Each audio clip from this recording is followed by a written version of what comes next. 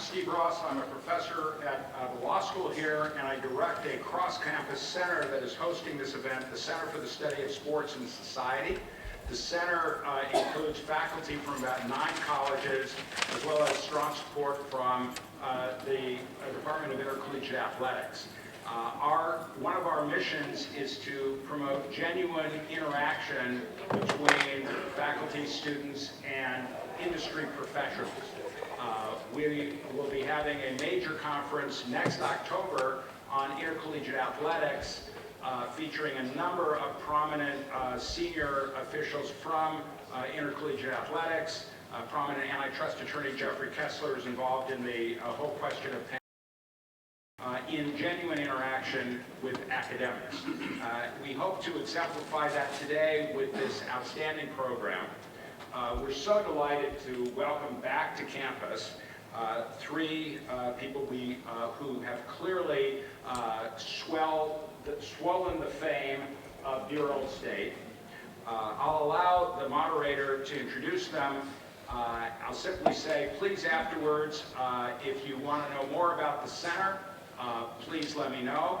We're running a number of major events just this week. Tomorrow at the law school at 10:30.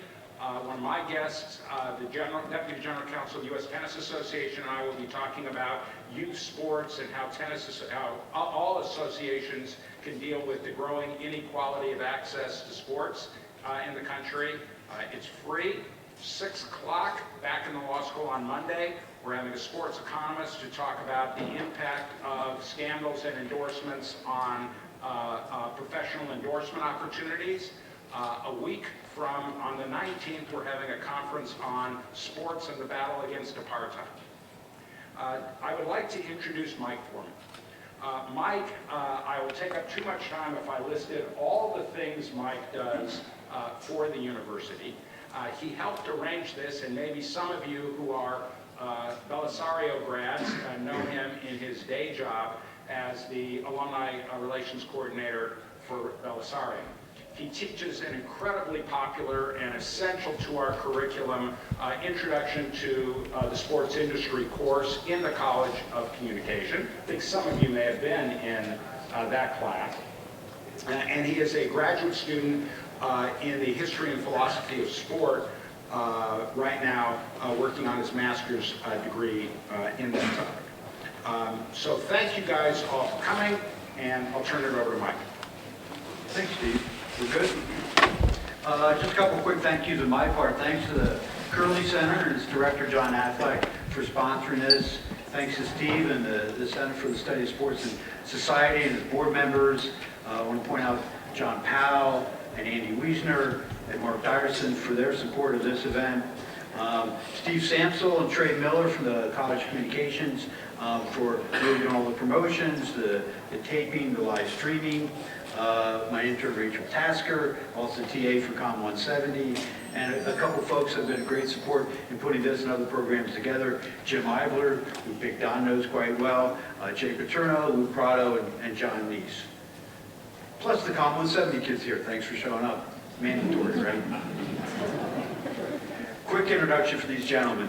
I'm pleased to say that Donovan Smith and Allen Robinson, terrific NFL players, have signed terrific contracts, but I always remember them as 2 students in Com 170. You guys never miss a class, super engaged, great role models, participated in class, always had the same seat I knew when you were there, when you weren't, because you were always there.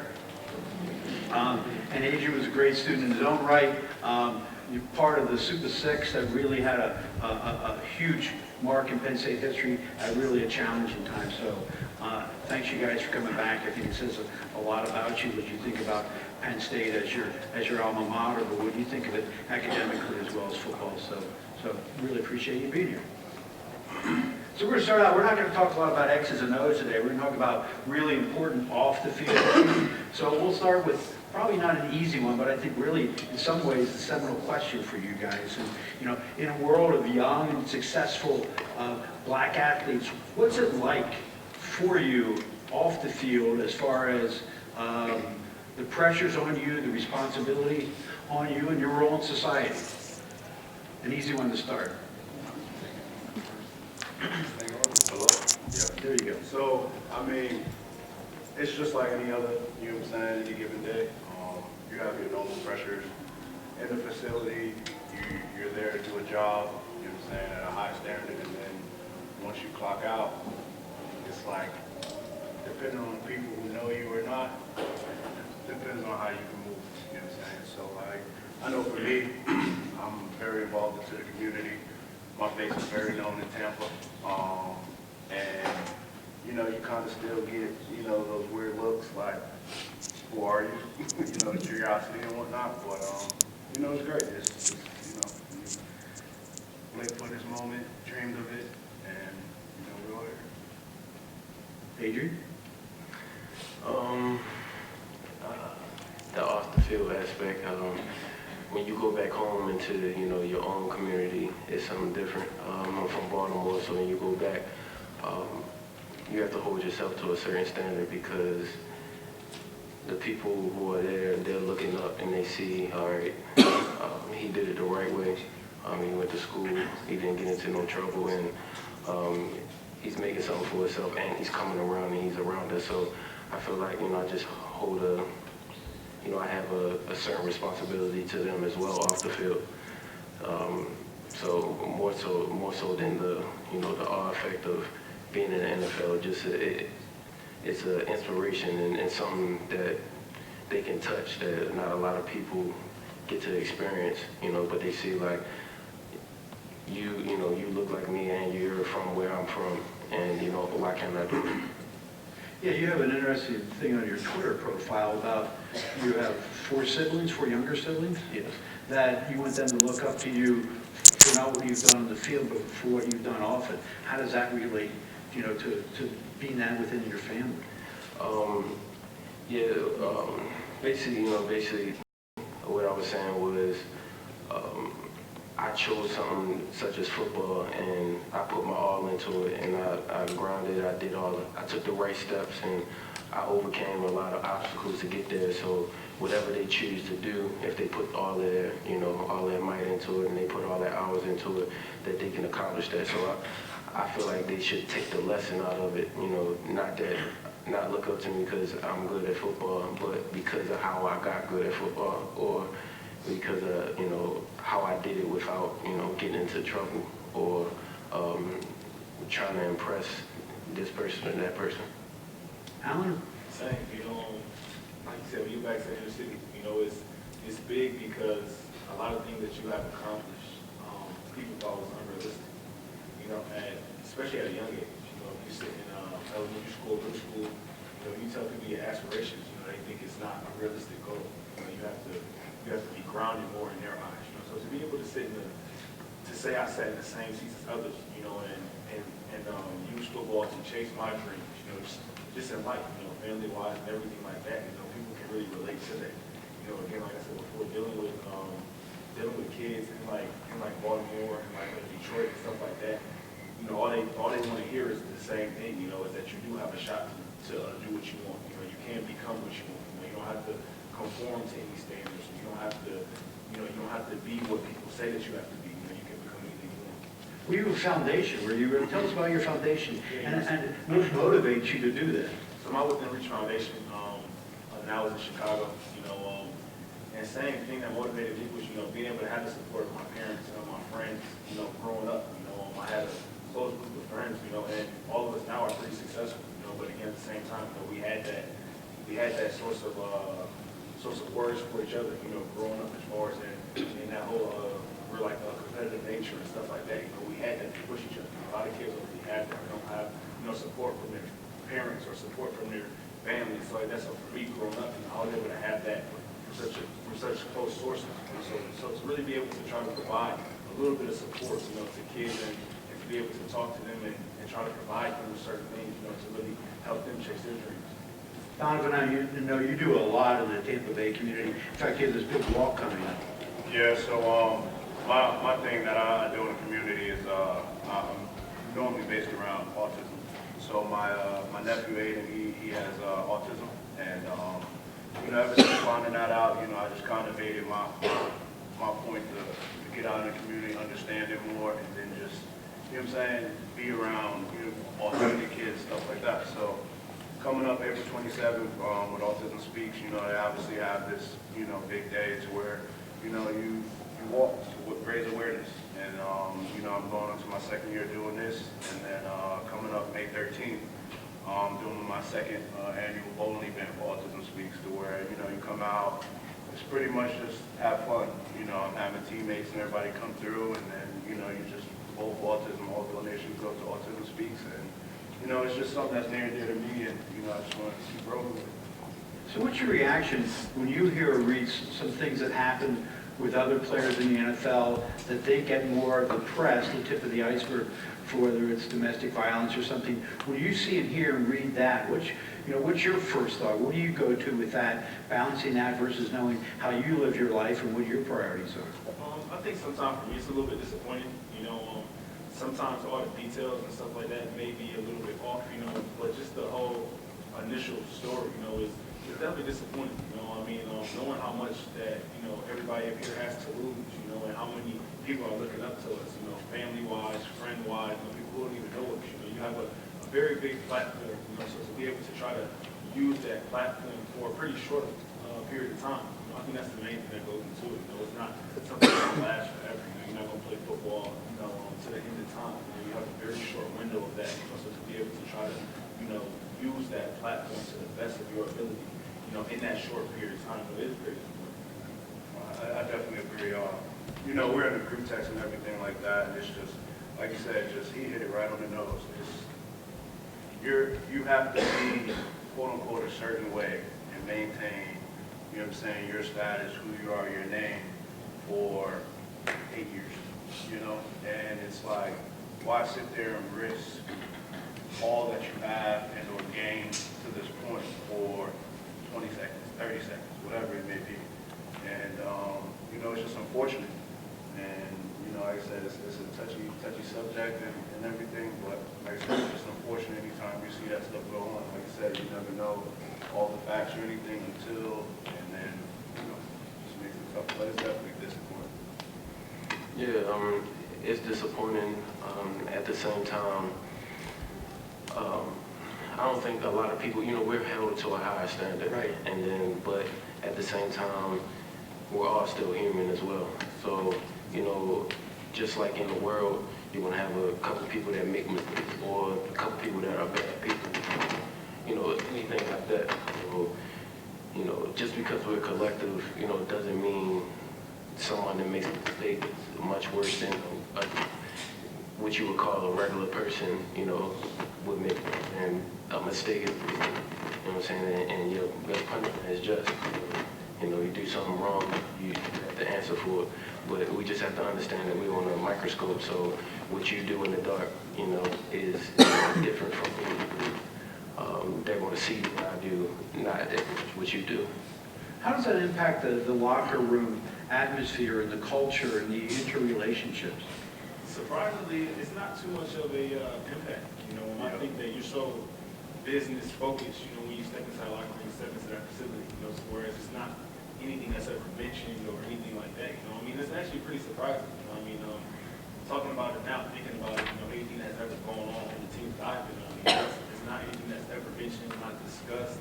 Even sometimes to a certain extent, depending on what it is, it may be joked about.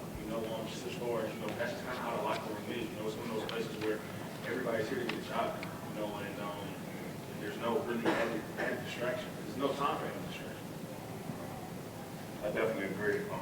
Like I said, you definitely got to try and, we're all human, and at the end of the day, like I said, you step into that building, you know what you're there for, but obviously at the end of the day, you're still a man, and you develop these relationships, friendships, whether it's pulling on the side, asking, hey, are you okay, whatever it may be, they tell you a story, and then that be it, you know what I'm saying? It's kind of like an unwritten rule almost, or like a mutual understanding to like, if somebody going through something, and that's your boy, you're going to check on them, and then you keep it pumping. You know what I'm saying? That 5-minute conversation, whatever it may be, and then you go from there. You don't sit there and harp on situations like that because obviously he has to deal with it, and then he's coming into the facility to deal with it.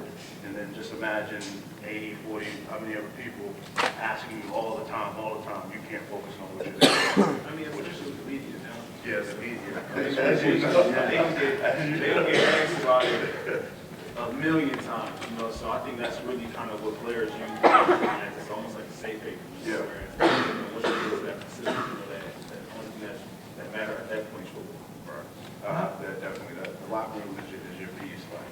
Well, how accurate is the media's representation of what happens off the field and on the field? It really just depends, honestly. I mean, it depends on the situation. It can be as little, it can be as big. As you know, media like to dig into things and try to make things more than what they are, or whatever the case may be. And just because they're able to hit, send or whatever you say, upload it or whatever, it makes it valid, but it's not true. And that's kind of like a fine line that people, that just because someone else wrote it and they put it out there to all of these million people to see does not make it true. So you just have to sit there and you just go back and forth between, what's real, what's not. And, they're going to, that's their opinion. They're writing it from their opinion on what they think or how they interpret something. That doesn't mean that it's true. Sure, you may get multiple people who agree, but, it doesn't make it true. But it really just depends on the situation. I've had my run-ins at the media. Well, it's interesting, the three of you in the past year and a half have signed new contracts with a lot of guaranteed money. What's that process like, and how important is it in the NFL to get that guaranteed money? It's real important.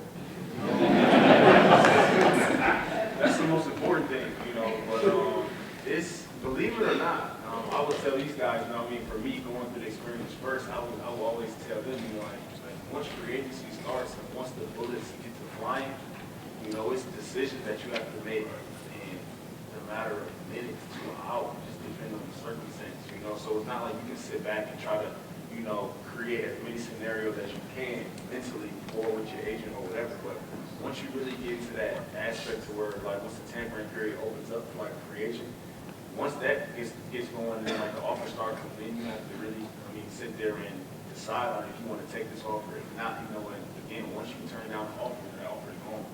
And then, you don't really know what's coming next, so it's a lot that goes into it, between you trusting your agent, you trusting yourself, and you knowing your value and stuff like that. I think that's the biggest thing for any player. Any advice I can give to them is just know your own value, and then like once you as a player know your own value, you'll be right where you need to be at.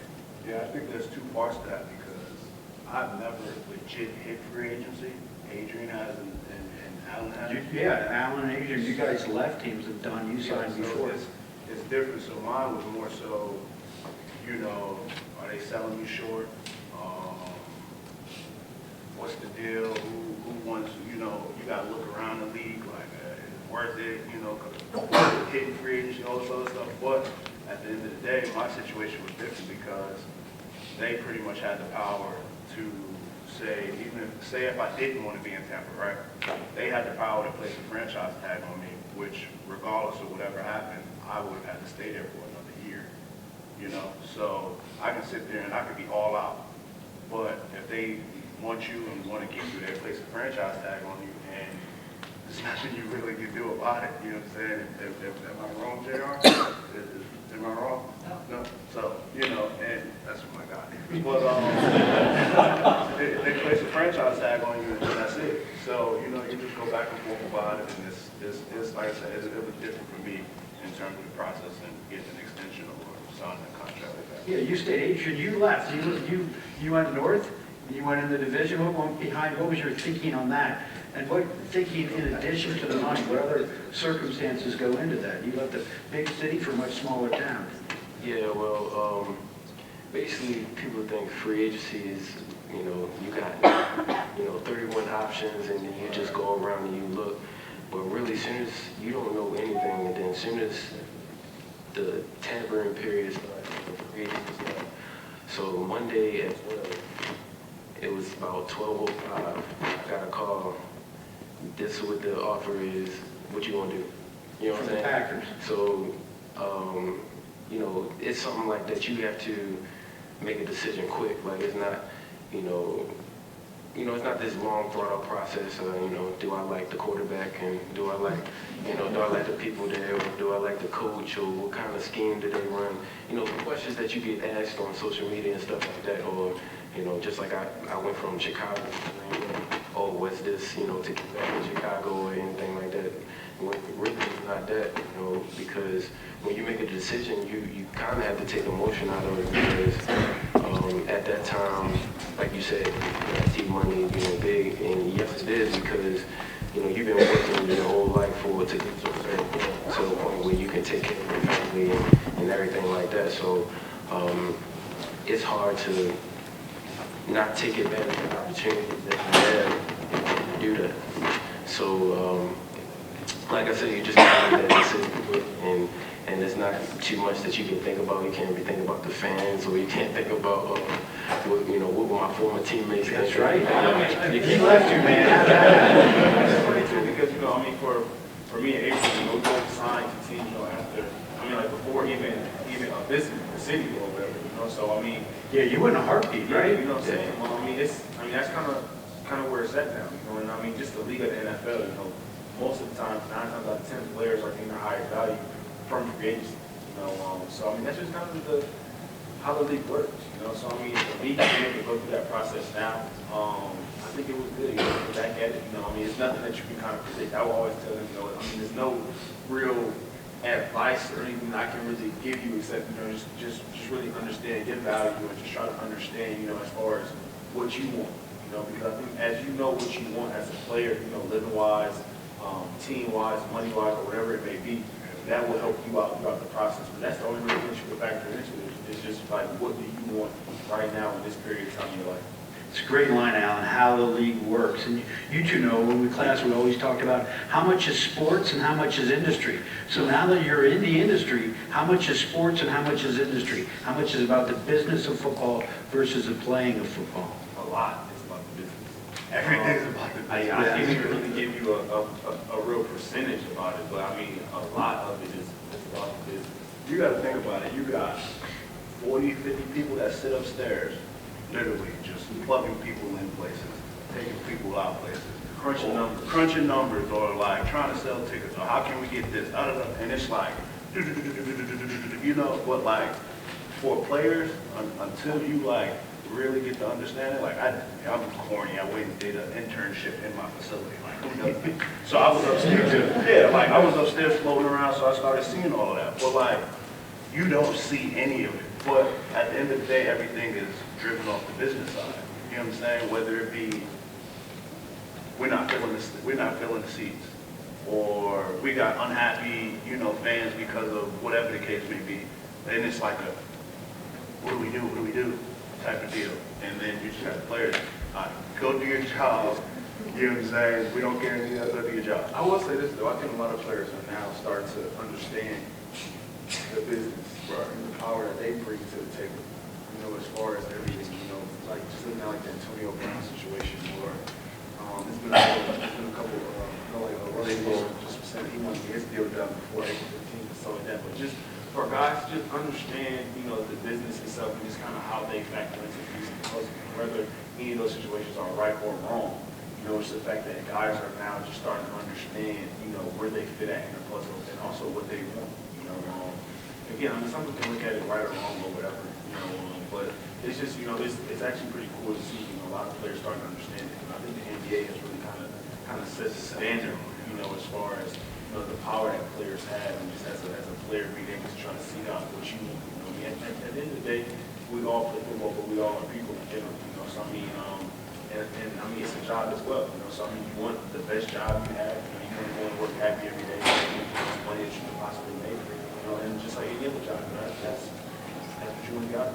That's a great point. So Adrian, when you look at what happened with AB, you as a player, how do you look at that? You have to look at it differently than folks who are fans or in the media, or do you?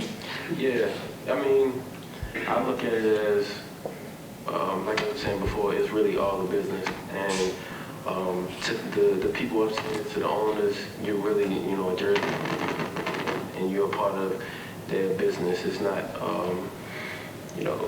they tell you take emotion out of it and things like that. I know a lot of fans and media, they want players to be loyal, but they don't hold the franchises to that same standard. You know what I'm saying? Because think about it, if you don't have that guaranteed money, the reason Le'Veon is a holdout and everything, when you don't have that guaranteed money, if you get hurt that year and say his career ended, then where all that money that you done made for that franchise, you know what I'm saying? Well, Earl Thomas, just like Earl Thomas when he got hurt, it still worked out because of his, he has 8, 9 years film. But if you have somebody else that only played 3 years without holding out and without getting your money, you decrease your value. So for somebody like Antonio Brown, he didn't like something. I'm not saying that he did it 100% correct or the proper way or anything like that, but it paid off for him, in the end where he got the money back he deserved as a player because he deserved everything he got, regardless of how he carried himself. I'm not saying I liked how he carried himself, but at the same time, But the end result, it made him happy, and it helped. The younger receivers coming up, the other players that are about to hit free agency, and you're not going to feel like you're going to take advantage of. and that's another. No, I was just saying, because people see the numbers that we get, but then they don't see the numbers that the owners are getting. You know what I'm saying? So, and the majority of the reason they're there, people come to the games is because of Antonio Brown. You know what I'm saying? So that's how. Yeah, I was just gonna piggyback off that. You was talking about free agency and getting what you want. So a lot of people like to look at the big number. So like you can sit there and sign a 4-year deal, $60 million. But if you really look at the structure of some contracts, some people contracts are only good for a year. It's a guaranteed money. And they can only have 10 million guaranteed or whatever it is. So you can sit there and sign a dotted line, 4 for 60. But if you don't perform or something happens, you know what I'm saying, it allows them to be off the hook. And okay, you got $10 million, I'm gonna save you 50. You feel me? So I think which is it's a very good balance of the number wise and also the structure of the deal. You see a lot of guys like signing, getting 3-year deals and being able to, because that's the thing, it's like if you sign a 5 or 6 year deal, you want more guaranteed, and you take less of a P5 salary, which is like your yearly base salary. In 2 years, 3 years, you may be very underpaid. You may be in a situation like that where you're the top at your position in the league and getting paid $12 million. And I think that a lot of guys are understanding that as well.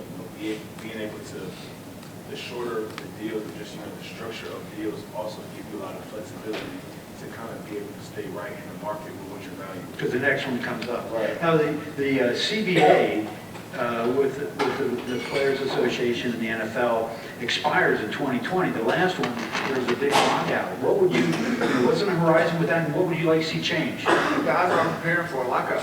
They are? I think so. I mean, just as far as the PA, trying to take some initiatives to even for the past 3 years or so, they're holding the Madden checks, for guys, just so that when the lockout happens, guys will have, some pretty significant checks, saved up for that. So I think all causes are being taken, in prep for a lockout. But it's hard to say, as far as, guys understand, yes, there should be a lot more guaranteed money and stuff like that, but as far as things that should be changed, I think that's really up to, I think it's a lot based on the agents and PA coming together. I think that's where the deals and stuff will be able to get done at, because that's really what drives it. If you have agents, you look at Kirk Cousins, you look at some guys that they were negotiating fully guaranteed contracts. If you have, guys who are able to put their power in use and actually change the things, no matter what. That's the same with the NBA. It's nothing in the NBA, CBA, I don't believe, that say, percentage of the contracts are guaranteed. It's just a standard that has been taken that's understood. If you want to sign a Kevin Durant, LeBron James, Stephen Curry, whoever else, Daniel Boudier, whoever, it's going to be a fully guaranteed contract. Same with baseball. Yeah. I need it.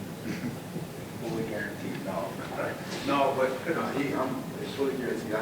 Seriously. But it's hard. You, as a realist, you see both sides. You know, a lot of people, they say baseball, how many games baseball play? 162, How many games basketball play? 82, How many games football play? 16. How many players on a football team? I didn't know. That's a lot. But you have those factors, but then you still have, look at TV. not even that. How many exactly? But then you look at a baseball team. I'm not sure. I think it's about maybe like how many players you say on 25, 25. And then they still have farm clubs.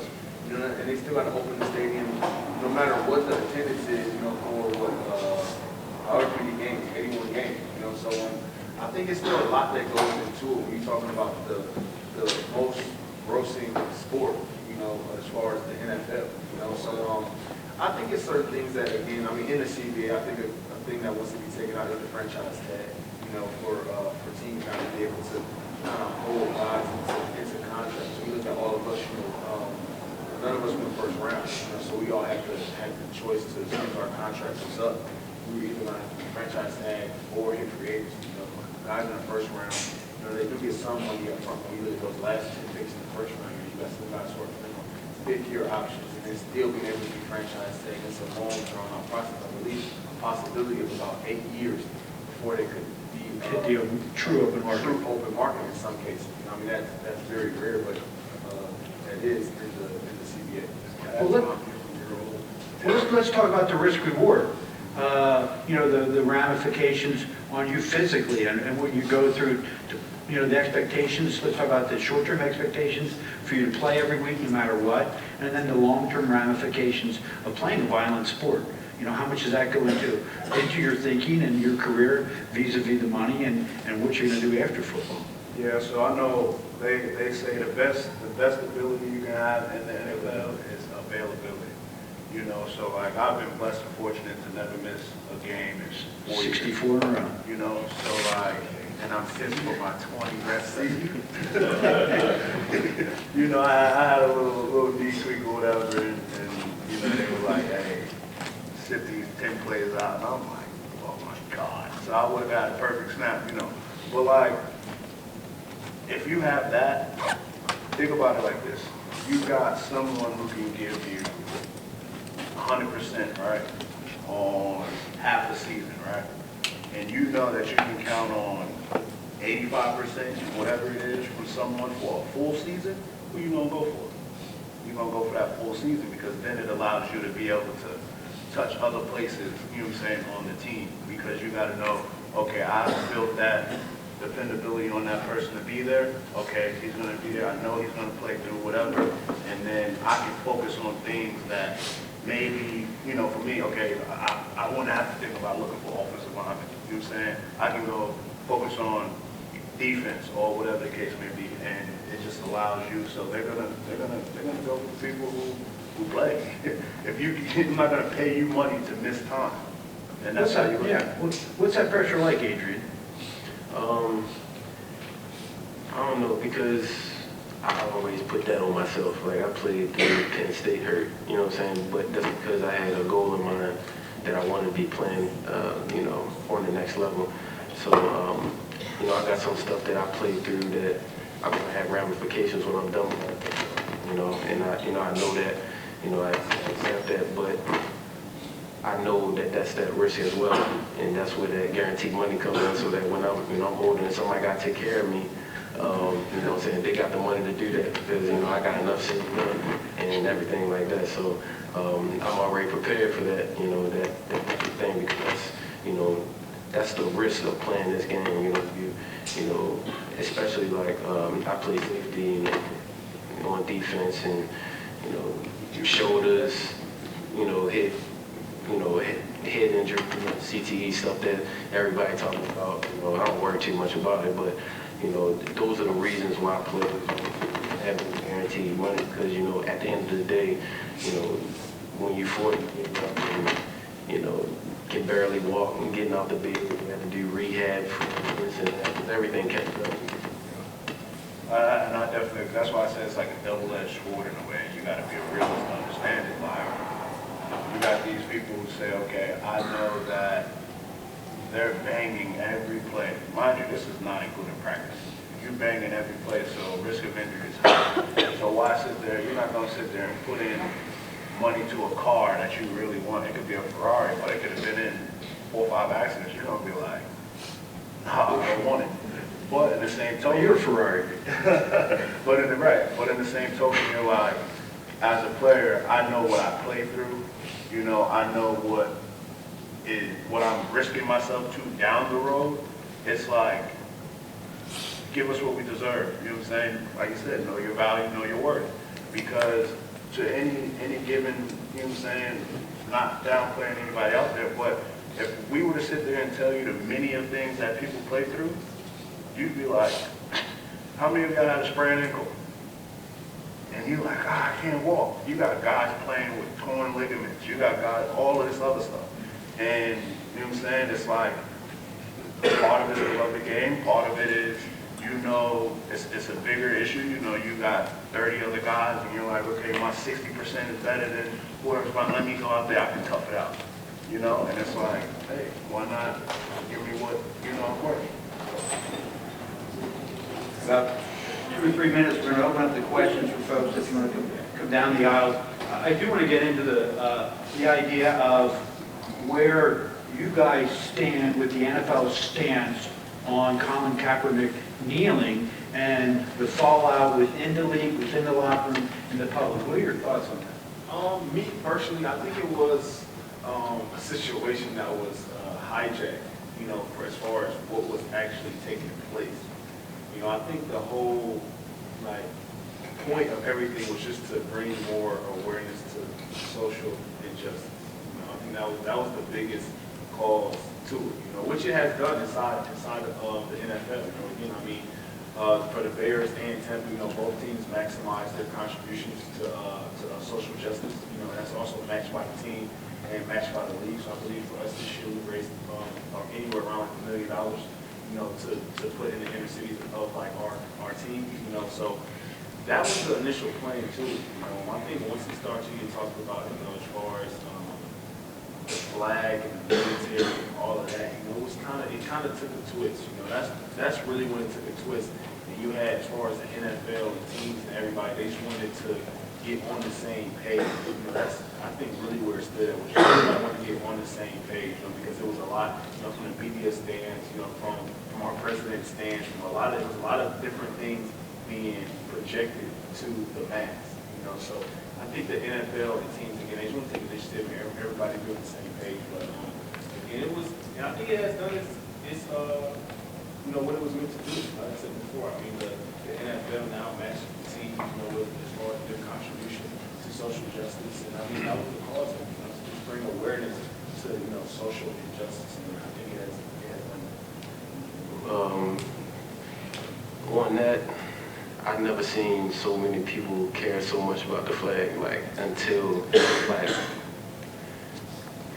I wouldn't say that people weren't proud of it. Everybody proud to be American, but since he, you know, did that kneeling thing, and then everybody, so now everybody's paying attention to the national anthem now, like, it wasn't as big of a thing, but because of the people that didn't like what he was saying and doing and didn't believe what he was saying, they found reasons to say, oh, he doesn't like this person, he doesn't like that person. I'm from a military family. There's a lot of people in my family in the military. My grandfather was a Marine. My cousin, you know, fought in Iraq, in Afghanistan, different things like that. So, and none of them, well, my grandfather passed away, like my cousin, my uncle, all of them was in support of Colin Kaepernick, and everybody that was in the military that I've known or encountered, they were in support of what he was doing. And their stance was, where's all of this when people come back from the military and they're not, you know, given opportunities, or they're out, you know, on the street, you know, where's all of this, you know, proud to be an American. During those times, you care so much about the military, then do stuff for the military.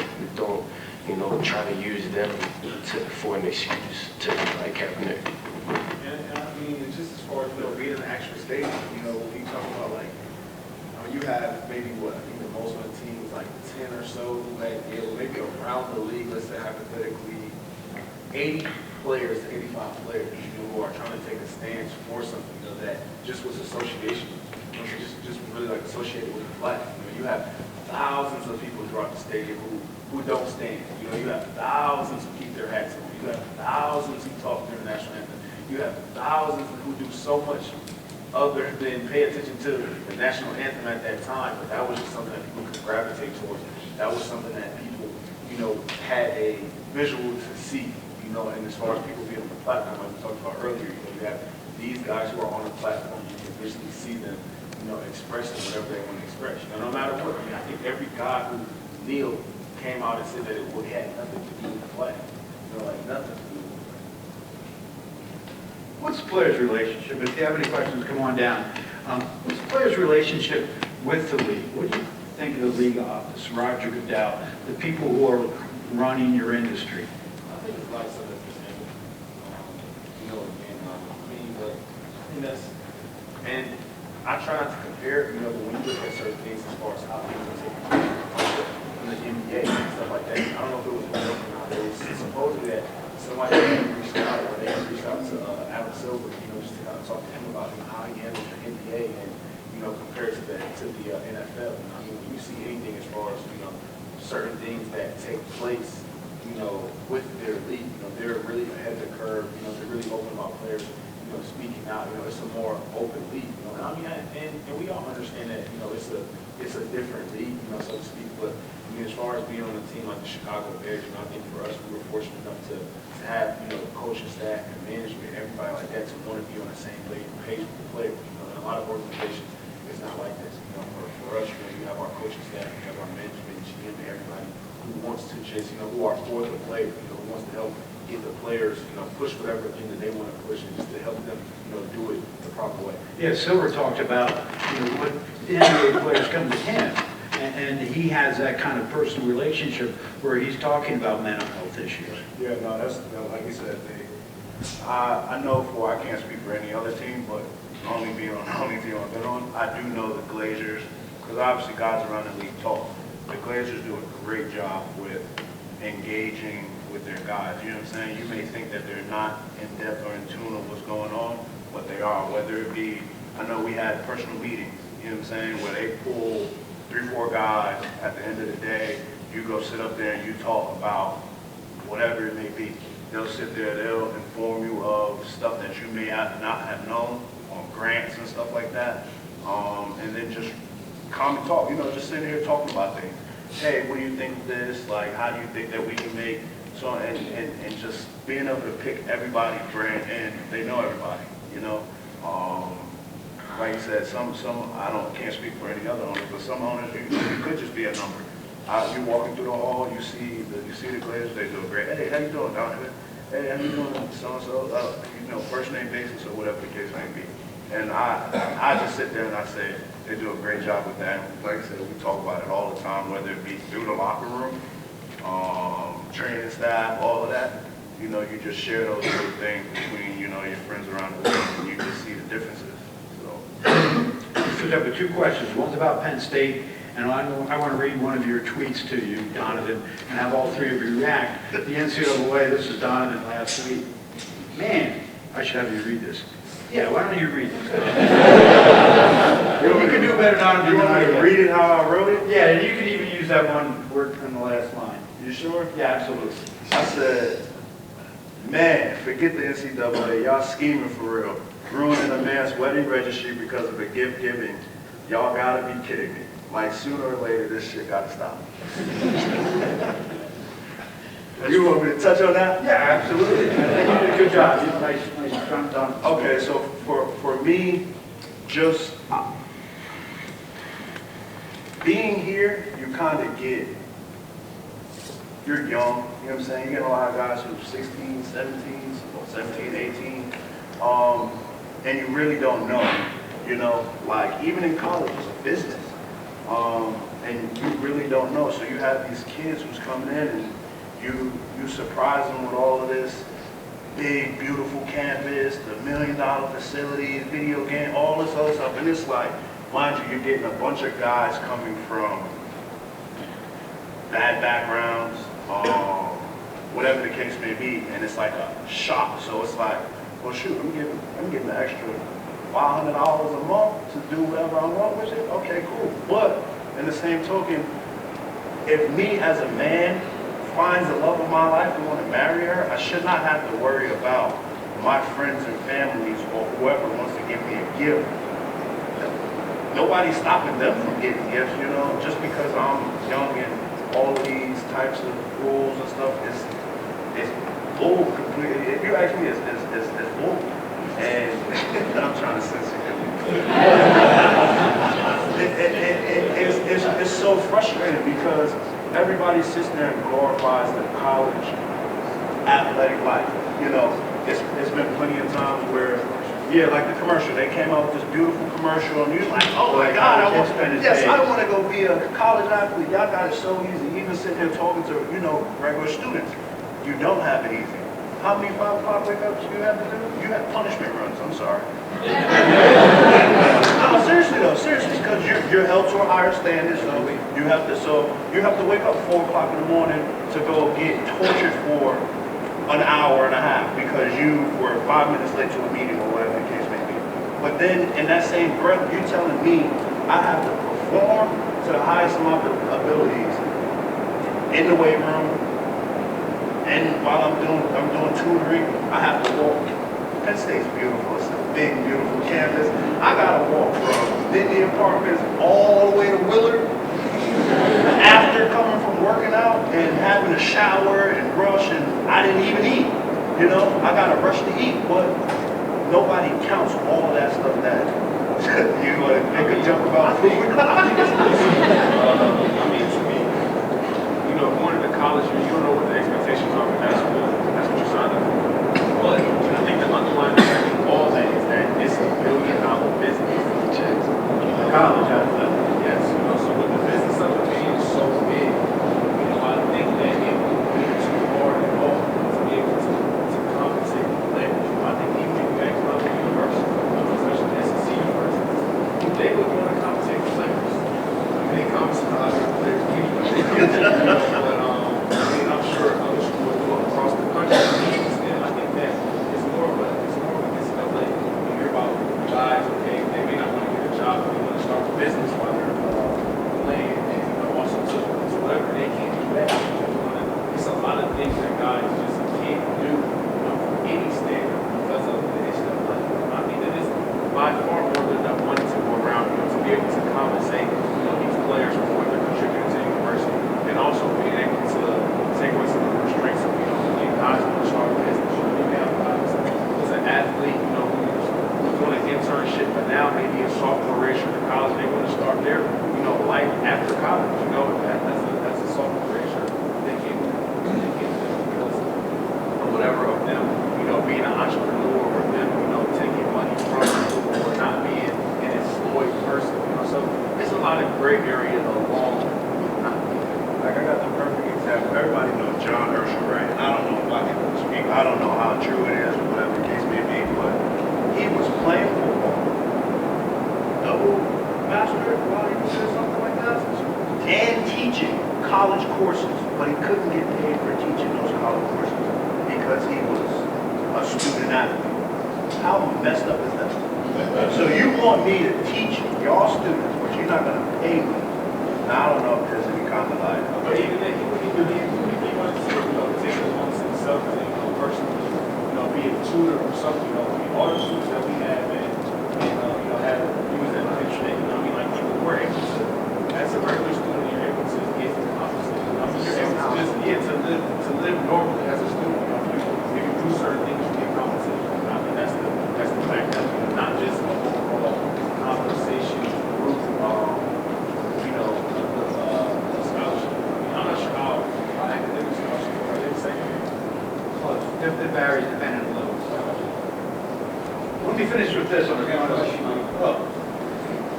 First of all, you guys hear me? Yeah. First of all, as a guy that knew you guys when you were in high school, to tell you behalf of Penn State how proud you are of what you've become.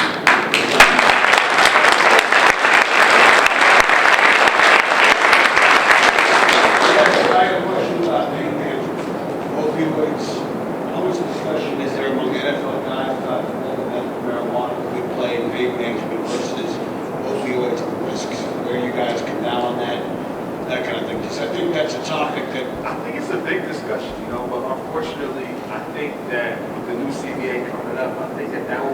topics that the owners will want the players to sacrifice a ton. And players don't know if they want that to be sacrificed, you know, as much as everything else that they want to accomplish, you know, as far as, you know, like we were saying, like the franchise tag, you know, under other contract structures and, you know, salary caps and stuff like that. But if the owners are able to negotiate that, that's one thing that they're trying to keep in their back pocket as a big negotiation piece as far as, you know, we have this, so this will have to be given for them. You know, I mean, I'm not 100% certain, but, you know, I know that for sure from just talking to people around the league, you know, that is a topic that, you know, is definitely going to be brought up, but a lot on either in sacrifice for, you know, if it even happens. I definitely agree. I mean, in terms of opioids, I mean, I don't think that's ever like come up with that, but definitely the marijuana thing is huge and stuff like that. And it's kind of just like, you just got to sit there. You can't be on the fence about what you want. You know, a lot of people sit there, they fight for guaranteed money, and some people are saying this is helping me to be able to do whatever to do. But you can't have your cake and eat it too, because obviously you have these owners and stuff. And that's the thing, it's all negotiation. It's as far as the yeah. CBA, especially with stuff like that, you know, that's a big topic now, and it's a big piece to this CBA. I think will be a big piece to try to be negotiated.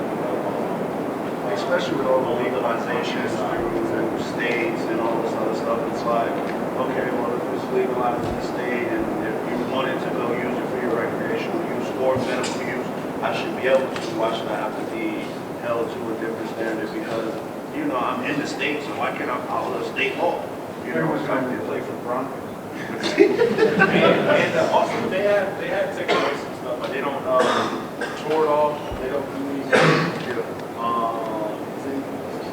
I think it's certain teams overall too. was the biggest thing. Everywhere at the shot. No, I know the pills. People still take the Toradol You know, pills. like tore it off shots, Yeah. they banned that. I'm not sure if anything else. It's not this the specific pill or whatever it's oral, but they have other, you know, anti-inflammatory pain medicines that you know. Well, basically, for those that don't know, the Toradol shot, you know, It helps you you. get before the game. So say like different stuff like your shoulder is out, but you know it's injured. But I'm gonna give you this shot, and you're gonna be able to finish this game. You know, you're not gonna be able to feel your arm at all. But then 3 hours later, after that game, you hit it. When it hits you hard. Like, it hits you. You can do a lot more It hits damage, you know, yeah. playing on that stuff. I think that's what really breaks down to it. You know what I mean? If you have a sprained ankle, you know, with some stretched or torn ligaments, you know what I mean? You can do a lot more damage, you know, playing on Toradol and playing on stuff like that, you know, after that. Do you feel ownership of your own health, of your own decisions? Definitely, Be you your own have to. advocate? You have to. You can, just like any other doctor, they can sit there and put whatever in your face, but you ultimately have the decision to sit there and say, no, I don't want to do that, because like they can recommend something to you, and all their studies point to this being correct or whatever. But at the end of the day, I'm big on not taking medicine, you know.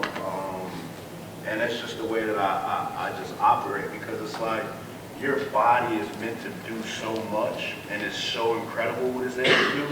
But why would I sit there and get something that someone formulated in a test tube or whatever, sat there and just why would I go put that in my body? Then they sit there and they have, you have side effects of your eyes bleeding, your hair's falling off, all that side, your ears falling. Yeah, like different stuff. And it's like, why would I want to do that? Why not allow my body to work the way it's supposed to work? Then that way, you're building, the way it's supposed to build, and it's able to be strong and do what it got to do for that next time it may happen, you're able to heal faster or whatever it may be. Another question. She's talking. Yeah, I have the privilege of teaching Donovan in English 15, and just like you said, he's there every day, most players know I have a little bit of experience. And just hearing all of your responses to, having to, negotiate different things, I wanted to know, I wrote it down so that I didn't forget, like how much of your Penn State academic experience do you find carrying over into like your personal, not personal, your professional negotiations or your professional experience and your community service? Okay, so we is raw cut, open, honest, right? Yes, sir. Okay. It's helped us to an extent. It's broken that, first little, tip of the iceberg type deal. But I don't think that it's not as in depth as it could be. You have all of these student athletes who can be blessed to put $20 million in their bank account, whatever it may be. But then it's like, you have to figure it out yourself. You have to pay someone else to teach you how to manage your money and all this other stuff. I just feel like it should be coursed out throughout the whole year as a student athlete to everyday life. You know what I'm saying? Coming out of college, I didn't know how to write a check. I'm not even gonna lie. Exactly, right? Coming out of college, I didn't know how to write a check. You learn those things through, you should, as I just feel like where Penn State, or whether it be just Penn State or other universities just dealing with student athletes, they can get better with, is definitely that just everyday life and understanding the business and understanding how, things go and stuff like that. Because like I said, you got a bunch of guys who come in and they don't know right from left and left from right. I agree. I mean, for me, I wouldn't say I was the person who, overly applied myself in school. I'll be honest with that. But I will say, as far as from the time that I came out of college, from 20 years old to now, as far as pertaining to my life, from a financial standpoint, from a business standpoint, from an investment standpoint, from assets and liability standpoint, from anything that I've had to use in my everyday life, I've learned in the last 5 years. Again, like you were saying, you're growing up in school and stuff, and a lot of stuff that, besides just reading, writing, and arithmetic, a lot of stuff, specific stuff, I haven't used. I may use it down the line, but I haven't used it today. The biggest thing that is used for me now is, again, just being financially literate, as far as knowing finances, knowing assets and liabilities, knowing taxes, knowing all that stuff. That stuff that I never learned in school. I didn't learn that until, like you say, get financial advice, or, get an account. You're around people a lot, they're able to educate you, you're also able to educate yourself. So, for me, unfortunately, just all the school, not too much. Credit to my senior year, English teacher, I learned a lot of vocab that I use today. But other than that, these last 5 years, I probably say that I've learned the most. Granted, I've been the most mature, the most wanting to learn about stuff like that.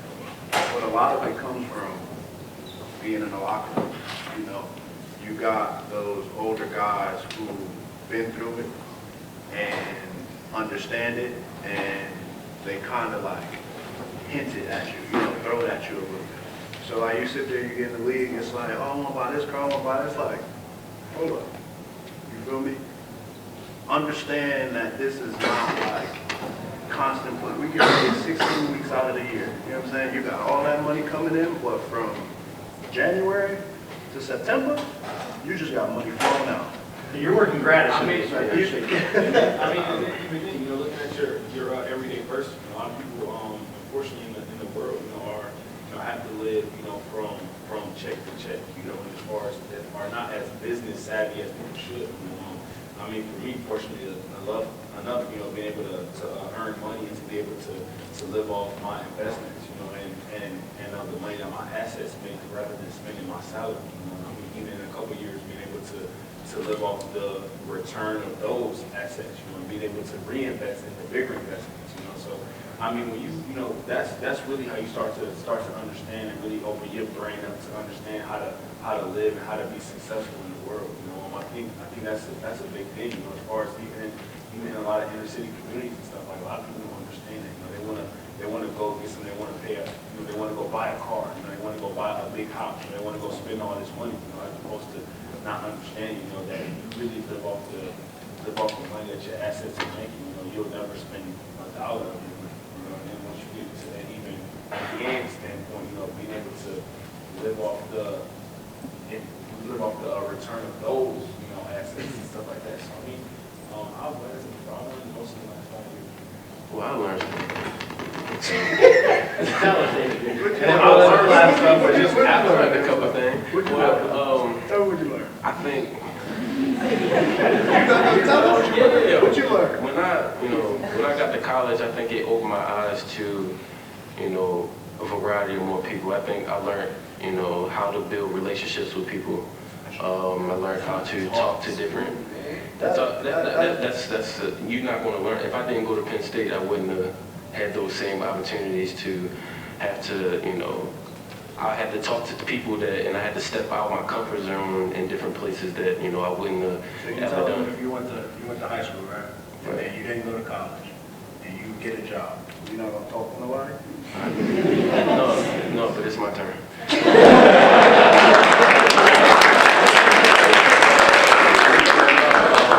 But I think, just a variety of people from different backgrounds and, just different opportunities and learning, in college I learned a lot about, who is important as well. When I was in college also, I majored in rec park tourism management, and that's what I want to do in my life. So I'm building in a process of, building a rec center and learning the ins and outs of how to run that and how it runs, and try to teach, people that are going to be in the rec center when I'm away and things like that. And that's big with my nonprofit that I'm starting with a lot of things, and taking kids to college, different things like that I learned within how to run a center and how to be an inclusive and everything like that. So it's some things that I can say I learned at school. Thank you. I can't be an FBI agent right now. But as far as what they were talking about, yeah, you don't learn those stuff, those things, especially, growing up, in certain situations. It's hard to learn about managing money when you don't have any money. So you growing up and you just, it's nothing in your account. You don't have a bank account. Like even in college, you going through, what are you trying to manage? Like nobody's teaching you to manage anything. Nobody teaches you about the stocks. You don't have money to put in stocks. So it just opened up your eyes, so that when I actually got a little bit angry the first time I talked to my financial advisor, and I started learning all the things that you can do and the things that people have been doing that, are from different areas or have different opportunities or have different type of families that, that information, that's what I'm going to give to my family. Now I'm starting with my family, and my family's going to be educated on how to manage their money and ways to make money. So. Yeah, like I said before, that's the thing, if you don't know how to manage $100, you don't know how to manage $1 million.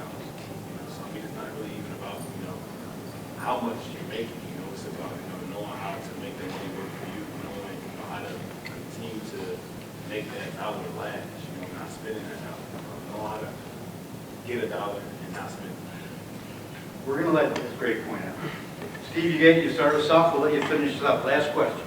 Thank you very much. First, I have a biased comment, which is I think there's a number of other outstanding football programs where if they had an event where they brought back 3 young second contract guys who had achieved great success in the NFL, there's no way, in my biased view, you'd find 3 as insightful, articulate young men as the 3 of you.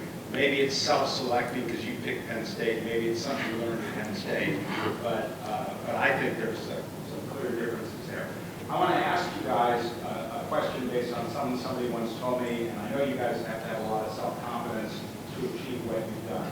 But you are really the cream of the cream. If you think about 9th grade football players, how many of them make it to their 2nd contract in the National Football League? Very, very, you are such at the tail end of the bell curve, whatever metaphor you want to use. Someone told me that for every one of you, there are 2, maybe 3 young men your age today who, when they were in 9th grade and as they grew up physically, have the same natural athletic talent you have, the same natural God-given intelligence you have. I have to interrupt. You did not see the overtime game in Michigan in 2013. Apparently. I was there. Who are not where you are. And the suggestion was that the difference is not, obviously you are elite athletes, but the difference between you and these 2 other guys is discipline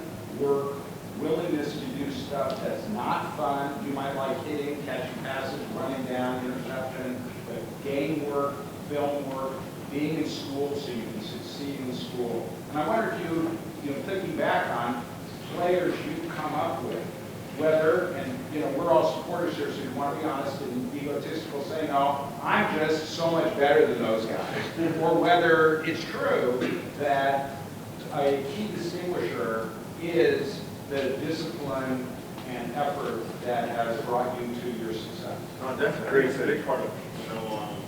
Again, I mean, even now, being in the NFL, you see guys that come in, who come in and out, and like, wow, those guys, like that guy is very talented. I mean, it's a number of those guys each and every year. So that's what it is. A lot of guys, the NFL is not really about the best football player. It's about who loves the game the most. I think that's a big part of it. When you look at guys who actually love the game, like you said, who want to do everything to make themselves better as far as training wise and everything like that. Those are the guys who are able to stick around. Some guys get to the NFL, they don't like football as much as they thought they did. They may get a quick paycheck and then are out. But I mean, that's the thing of it. You see a lot of guys who once they get in, you see guys they kind of get that look on their face, saying like, it's not what I thought it would be, but it's not what I thought I signed up for. So I think that's really what it comes down to. I like to say, I'd probably say guidance as well. As like those, coming up out of high school.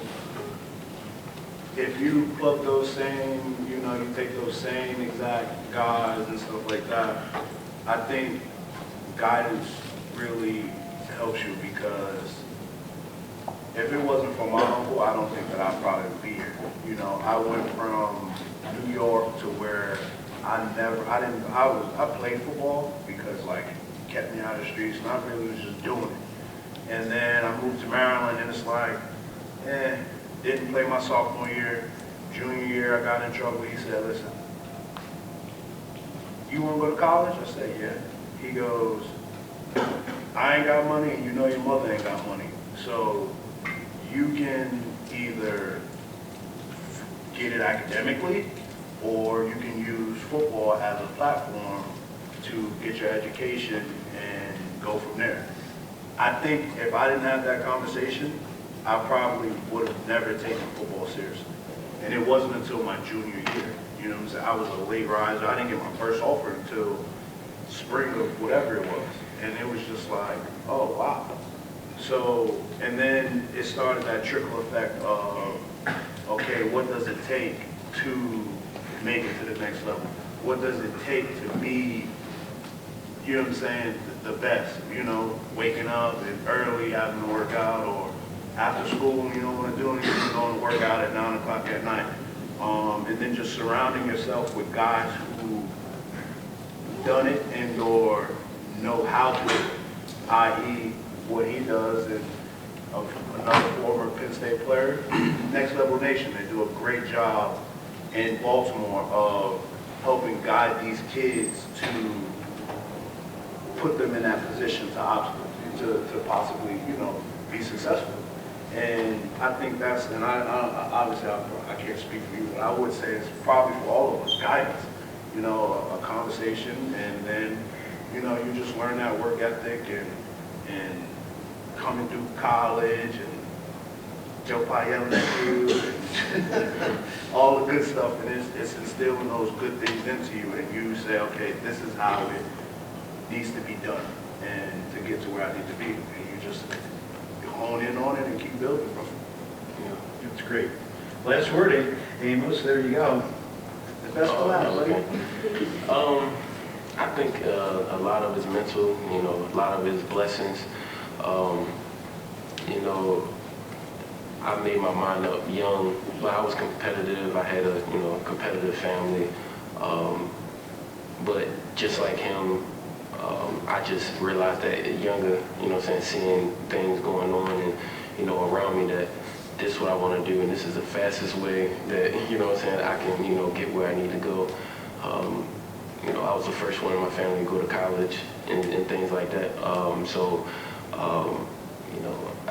Once I, realized I love football, that's what my goal was. And to a point when you're younger, you overdo it. No, I can't do that because I want to go to the NFL. no, I can't do that, so I just got in the habit of that, and that kind of helped me. So now when I look back, I'm like, if I didn't have football, I don't know what, I really would wanted to do, you know what I'm saying? Of course I had backup plan because I went to college and I got my degree and everything like that, but in my head it was, I'm going to the NFL even when I was little, when, I went to high school at 5 foot, I was a 5 foot quarterback, walking into high school and the coach was like, nah.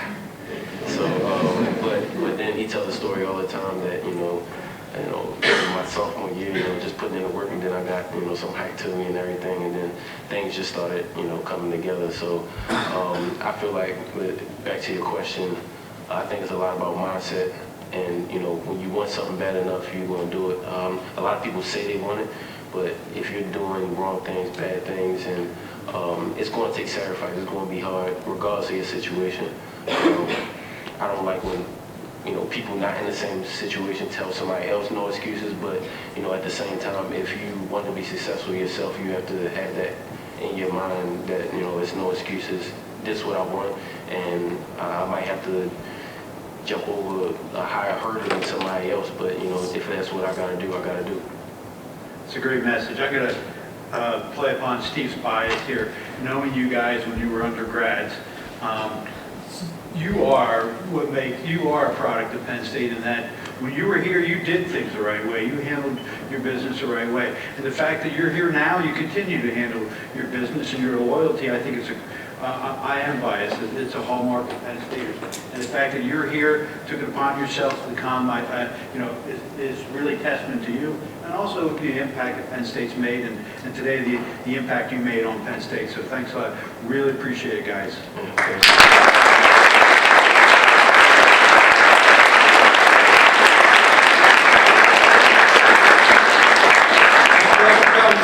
it. Remember, your COP 170, your papers are due next week.